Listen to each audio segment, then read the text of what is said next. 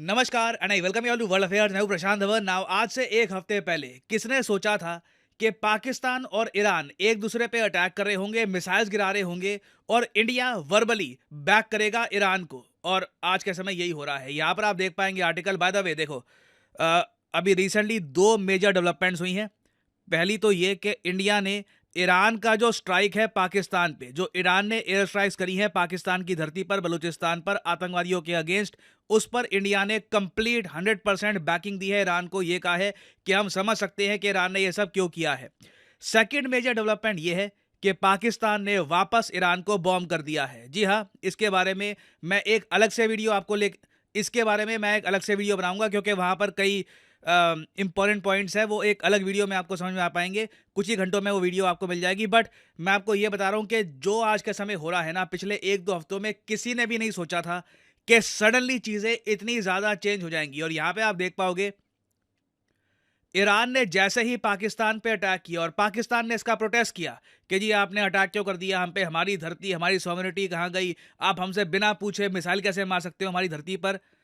इस इशू को लेकर कई जर्नलिस्ट ने भारत के जो स्पोक्समैन हैं मिनिस्ट्री ऑफ एक्सटर्नल अफेयर्स के, इनसे सवाल पूछा कि आपका क्या कहना है, इंडिया का क्या कहना है कि ईरान ने पाकिस्तान को बॉम्ब कर दिया, इंडिया की पोजीशन क्या है इस पर।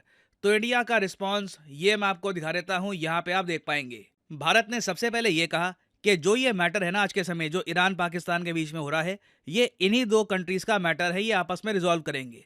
आगे इंडिया ने ये कहा कि हमारी आप अगर पोजीशन पूछे तो हमारा ये मानना है कि आतंकवाद को लेकर जीरो टॉलरेंस पॉलिसी होनी चाहिए। और ईरान ने यही किया है। ईरान ने देखो पाकिस्तान पे ऐसे अटैक नहीं किया कि पाकिस्तानी आर्मी को अटैक किया है। जिस तरीके से भारत ने बालाकोट पे अटैक किया था, वहां पे आतंकवादियों के ट्रेनिंग कैंप थे। हमारा ये मकसद नहीं था कि पाकिस्तान के जो आम लोग हैं उनको हम नुकसान पहुंचाएं, जो उनकी आर्मी है उनको हम नुकसान पहुंचाएं। प्राइमरली जो बालाकोट में आतंकवादी संगठन है उसको हमने किया था टारगेट। सेम काम ईरान ने किया है। इन लोगों ने भी जो एक आतंकवादी ग्रुप है यहां पर पाकिस्तान के बलूचिस्तान में, इसको अटैक किया है। क्यों? क्योंकि ये ग्रुप ईरान को तोड़ना चाहता है ना। यहां तक आप अगर देखो ना तो बड़ी एक नॉर्मल डिप्लोमेटिक लैंग्वेज भारत ने यूज करी है।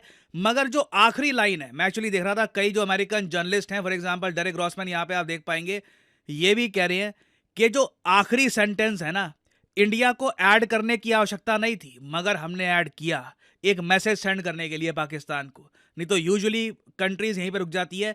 आखिरी सेंटेंस मेन है। इंडिया ने लास्ट सेंटेंस में यह कहा कि हम समझते हैं कि ईरान ने या जो भी कोई कंट्रीज हैं कल को सेल्फ डिफेंस में जो एक्शन लेती हैं वो क्यों लिए जाते हैं। तो इंडिया ने जस्टिफाई किया है कि ईरान ने क्यों अटैक किया है पाकिस्तान को, क्योंकि हम भी ये कर चुके हैं इन द पास्ट और कोई बड़ी बात नहीं है। कल को हम लोग ऐसा फिर से करें, मान लो कोई पाकिस्तान में आतंकवादी संगठन है, ये इंडिया में अटैक प्लान कर रहा है, हमको उसकी इंटेल मिल गई, कोई बड़ी बात नहीं है। जिस जिस तरीके से ईरान ने अटैक होने से पहले ही उसको रोक दिया, हम भी ऐसा कर सकते हैं। तो जो ये स्टेटमेंट है ना, ये बहुत ज्यादा मैटर करती है ना। यहाँ पे आपका एक क्वेश्चन अगर ये है कि इंडिया ने क्या ये स्टेटमेंट इसलिए दी है क्योंकि हमारी एक हिस्टोरिक राइवलरी है पाकिस्तान के अगेंस्ट, तो मैं ना इंडिया की स्टेटमेंट को इतने नैरो माइंडेड व्यू से नहीं देखूंगा।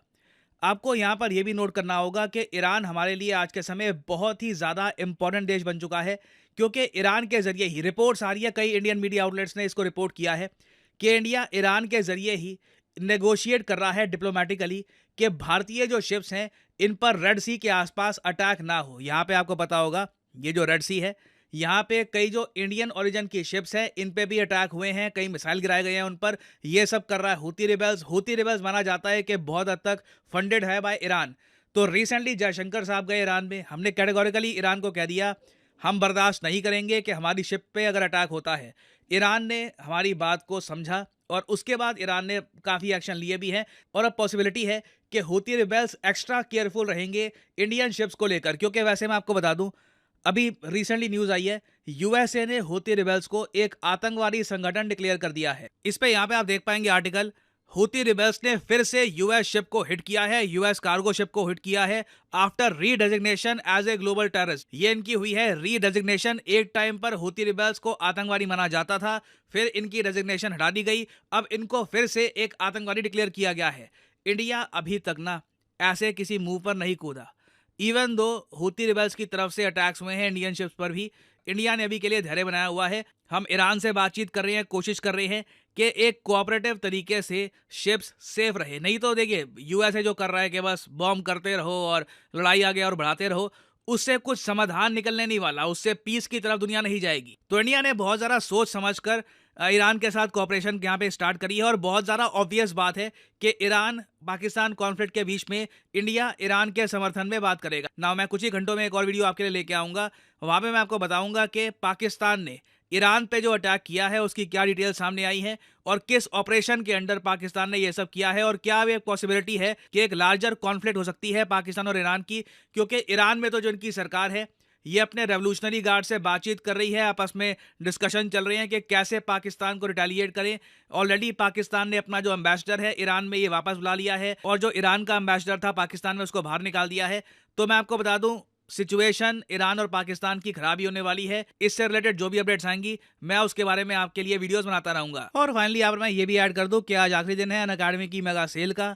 यहाँ पे आप वेरियस एग्जाम्स के जो कोर्सेज हैं परचेज कर सकते हैं at heavy discount. For example आपको अगर प्रिपेयर करना है बैंक एग्जाम के लिए तो जो बैंक एग्जाम का लिंक है यहाँ पे क्लिक करके जो बैंक एग्जाम के कोर्सेज हैं ये आप कर सकते हैं परचेज। 20% का फ्लैट आपको डिस्काउंट मिलेगा। ये डिस्काउंट वैलिड है टिल 18 जैन, मतलब कि आज रात को ये डिस्काउंट खत्म हो जाएगा। तो आप यहाँ पे कोड यूज़ कर सकते हैं PD10 और प्राइसेस अपने आप गिरना स्टार्ट हो जाएंगे। So use the code PD10 and save money.